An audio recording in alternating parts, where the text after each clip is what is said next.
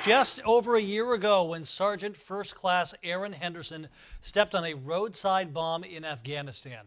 Now, since the war on terror began in 2001, more than 50 families in Maine have received the heartbreaking news that their son or daughter has died serving our country. News Center's Rob Nesbitt went to Hodgdon to meet Aaron Henderson's family a year after they lost their son, and joins us now with more. Rob?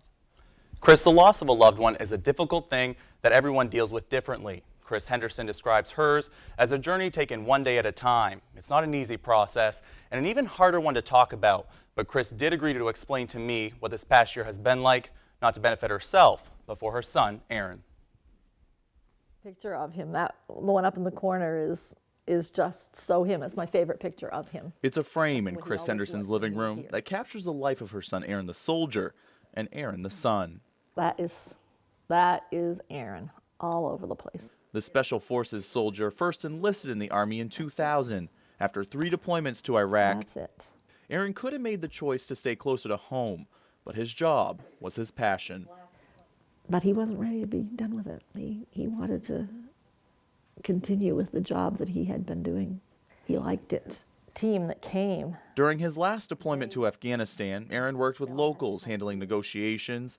Glue Man, as his unit referred to him, didn't talk much about those missions when he was on leave with his family.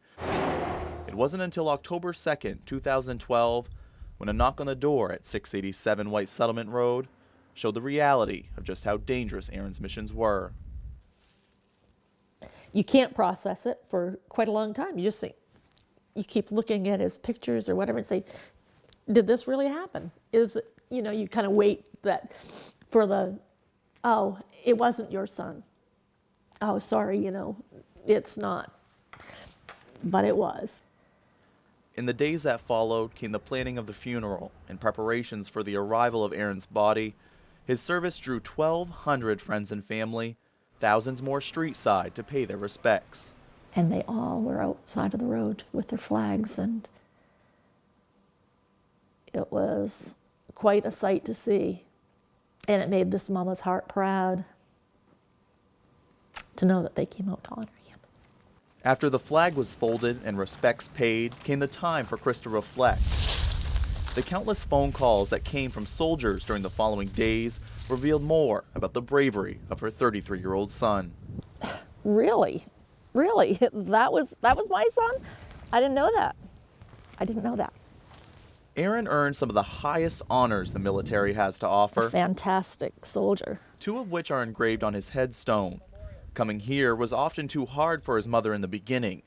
Emotions that have evolved into pride 1 year later. I'm proud of the man that he became. He was, I think he is a hero for a lot of people. And he certainly is for us. And I'm very proud. It took a while to get to that pride, a journey made easier with every hot meal. It looks like it's nice and tender. I'm hoping that it is. The kitchen is a place of warmth in the Henderson home, where family and friends often gather to show their support. Lord, we're grateful. You've been good to us. And share memories that Sam Henderson will always cherish about his younger brother. That's the great thing we can take away from that situation. Yes. That we had 33 years of great years of memory. During that time, Aaron touched so many lives, a compassion that resonates with even those who didn't know him, like Matt Quint. I think he and I would have got along quite well. First Sergeant Quint was assigned the task of handling the funeral arrangements for the family. He never realized that he would be assigned a permanent seat at the Henderson dinner table. Aaron loved the Army, so they would accept me as a soldier. And after a while, they accepted me as a family friend.